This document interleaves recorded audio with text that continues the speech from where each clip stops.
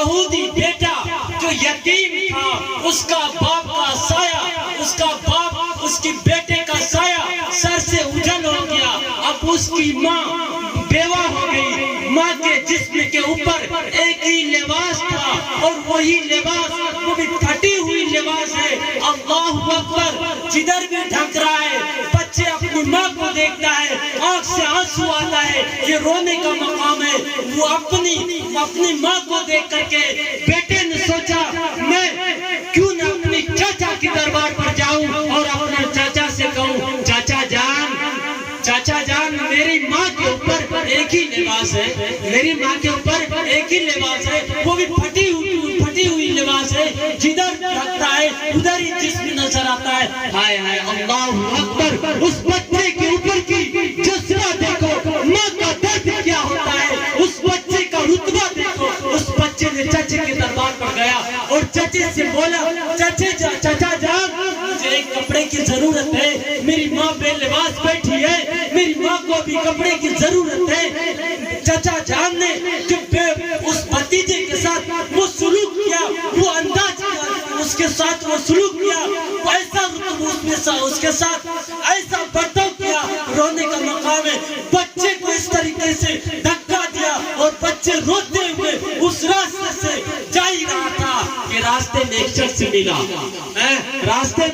ملا اور روتے ہوئے جا رہا ہے. وہ شخص نے کہتا ہے بیٹے بھتیجے کیوں رو رہا ہے؟ شخص نے کہا ہے بھتیجے تم کیوں رو رہے ہیں؟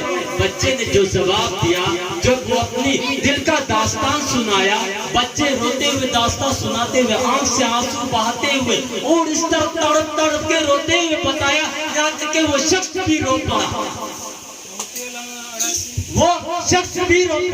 کہا میری ماں بے لباس بیٹھی ہے، میری ماں کے اوپر ایک ہی لباس تھی، وہی پھٹا ہوا لباس ہے. میں نے چاچا کے دربار پر گیا اور چاچا سے بولا چاچا جی مجھے ایک لباس کی ضرورت ہے، میری ماں بے پردہ بیٹھی ہے. وہ شخص بولا بھتیجے میں وہ در نہ دکھاؤں جہاں کوئی بھی گیا تو وہ خالی ابھی تک خالی نہیں لوٹا. تو بچے نے پوچھا چاچا جی بتائیں وہ کون سا ایسی جگہ ہے جہاں کوئی بھی گیا تو خالی نہیں لوٹا. تو شخص کہتا ہے چلے جاؤ شہر حرم میں، وہ شہر حرم میں جہاں کافر بھی گیا، جہاں یہودی بھی گیا تو خالی نہیں لوٹا. بچے نے پہلے اپنی ماں کے پاس گیا. ماں کو کہتا ہے ماں میں وہ شہر حرم میں جا رہا ہوں جہاں کوئی بھی گیا تو وہاں خالی نہیں لوٹا. ماں نے کیا کہا بیٹے اس دربار پر نہیں جانا، کوئی بھی گیا اس دربار پر اس کی دھرم چھین گیا. اللہ اکبر. بتاؤ اس ماں کا سوچ ایسا تھا. بچے نے جواب دیا ماں میں اپنا دھرم بھی بچاؤں گا اور میں وہ لباس بھی لے کے آؤں گا. اس کے بعد وہ بچہ، اس کی ماں نے کہا ٹھیک ہے بیٹا تم جا رہے ہو تو جاؤ، اپنی دھرم کا حفاظت کرتے ہوئے رہنا. بیٹے چلا گیا. اس کے بعد جیسے ہی گیا شہر حرم میں، ہمارے حضور پاک صلی اللہ علیہ وسلم اس بچے کو دیکھ کر کے یوں مسکراتے ہوئے کہا بھتیجے تمہارے آنا کیسے ہوا؟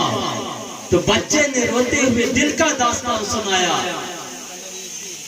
کہ داستان سنانے سے پہلے کہتا ہے بچے محمد صلی اللہ علیہ وسلم پہلے میں تو آپ کو بتا دوں میں آپ کا کلمہ نہیں پڑھوں گا، آپ کی دھرم کو نہیں اپناؤں گا، کیونکہ میری ماں نے یہ نصیحت کی ہے کہ بیٹے تم جو بھی گیا اپنی دھرم کو بھیج دیا. بچے نے کہنے سے پہلے کہا حضور پاک صلی اللہ علیہ وسلم میری ماں بے لباس بیٹھی ہے، میری ماں کے اوپر ایک ہی لباس ہے جو پھٹی ہوئی ہے، وہ بھی پھٹا ہوا لباس جدھر بھی ڈھکتا ہے وہ جسم ہی جسم نظر آتا ہے. حضور پاک صلی اللہ علیہ وسلم نے جب یہ واقعہ سنا، بچے کے دردناک واقعہ سنا تو حضور پاک صلی اللہ علیہ وسلم نے اپنے چہرے مبارک سے وہ مبارک والی چادر دیا اور بچہ دوڑتے ہوئے اپنی ماں کے پاس گیا. اور ماں کے پاس جانے کے بعد جیسے ہی کپڑا ڈالا ماں کی قسمت ہی بدل گئی. ماں نے کہا بیٹا دربار پر گیا, چاچا نے تجھے دھتکار کر کے بھگا دیا, وہ نبی کے دربار پر گیا, جس نے جو کہتا ہے وہ نبی کے دربار پر گیا, جو جہاں سے تم نے چادر لایا لے کے آیا, وہ نبی جب مجھ سے اتنا پیار کر سکتا ہے تو بتائے کیا ہوگا وہ اپنے امت سے کتنے پیار کرتے ہوں گے.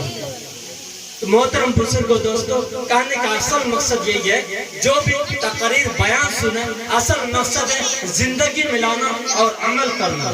ہم سب کو عمل کرنے کی توفیق دیں. وآخر دعوانا الحمدللہ رب العالمین. اب آپ کے سامنے فیصل رحمانی آئیں گے, دعا کرائیں گے آپ کے سامنے.